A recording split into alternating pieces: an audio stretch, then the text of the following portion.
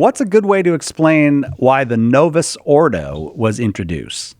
How would you address critics of either the Novus Ordo or the traditional Latin Mass, and both forms should be respected? Okay. So what's a good way to explain why the Novus Ordo was introduced? Let's start there. The answer is that it was something, at least the seeds of this process were something that were called for by the Second Vatican Council. The liturgy had remained largely, though not entirely, stable for a number of centuries. And one of the things that had happened over the course of centuries is that various elements had gotten added to the liturgy. And there was some feeling at the council that some of these elements are not really contributing that much to the experience of the liturgy itself and to the spiritual message of the liturgy. And it would be better if we simplified it and took out some of these things that had been added over the centuries. There was also a kind of, in the 60s, there was sort of a fad for early Christian liturgical expression.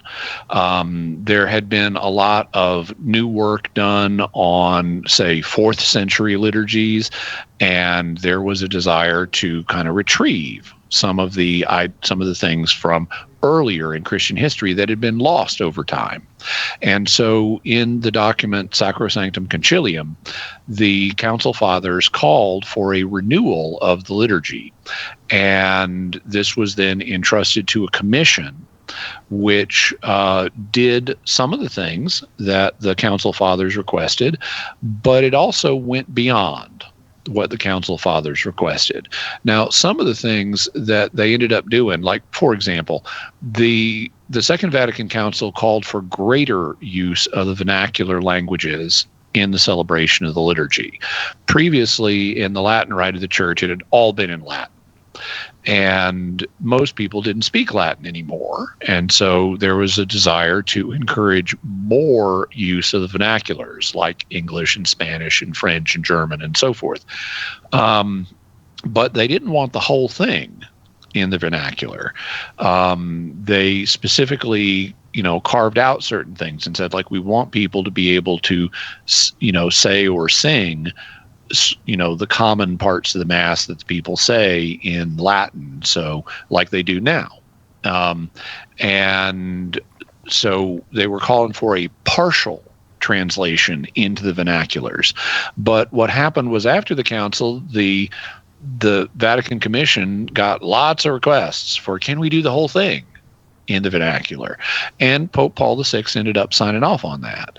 So, they kind of changed course a little bit after the council. The commission that was overseeing the revision of the liturgy also had its own ideas about things.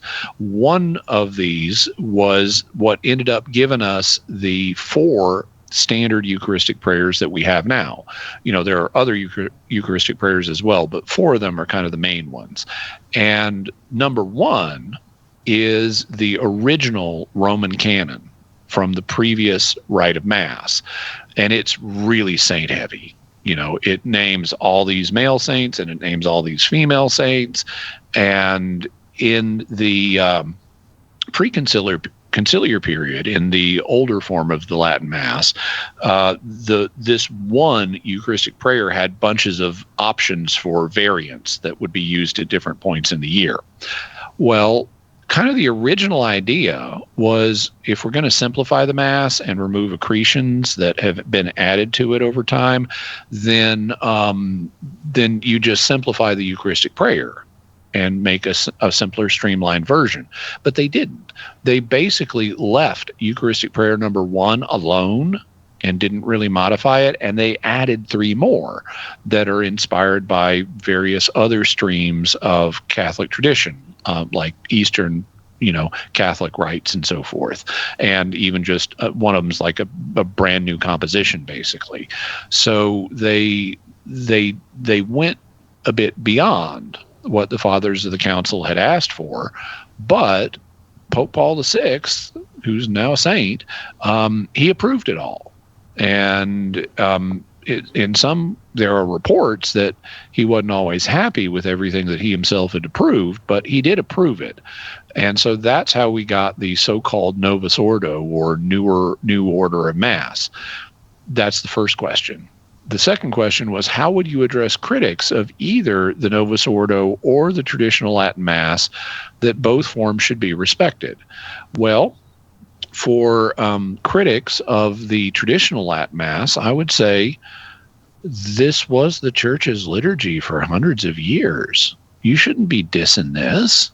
This was the core of Catholic life and spirituality for hundreds of years. Even if you think it could be improved by, some of what was done more recently, it's still a holy and good thing in and of itself, and you shouldn't be hostile towards it. And if some people prefer it, you should respect those people and their liturgical sentiments. So that's what I'd say to critics of the traditional Latin Mass. I think it needs to be respected, and it's a holy and good thing that should be respected. When it comes to critics of the Novus Ordo, I would say now, in both of these discussions, we could get into the weeds, the specific details of the two rites, but I'm trying to keep this at a sort of a higher level here. But if someone's criticizing the Novus Ordo, I would say, read it. There's nothing in there that's harmful. There's nothing in there that's bad. Some people have different liturgical sensibilities. They want to hear the liturgy in their native language. They don't have a problem with these prayers and the sometimes simplified way that they're done. Just because this is a different expression doesn't mean it's bad. The church already has lots of different expressions of the liturgy. It doesn't all have to be the traditional Latin Mass. We have the Eastern rites of the Catholic Church that have their own liturgical traditions. We, even in the West, have multiple versions of the Latin rite, like, for example, the Ambrosian rite that's used in Milan, or the Sarum rite that was used in England, or the Anglican use that's used today by those who have a connection with Anglican heritage. All of these are variants of the Latin rite itself, so it's not like there has to be rigid uniformity. That's never been the case. The Church has always had liturgical diversity, and if some people appreciate the Novus Ordo version of the liturgy, which is valid, and it matches their preferences, well, then, that's fine. They should be respected, and the Novus Ordo should be respected too. Jordan, thank you. I'm going to move on and try to get some more questions on before we have to go. And Veronica wanted to know this.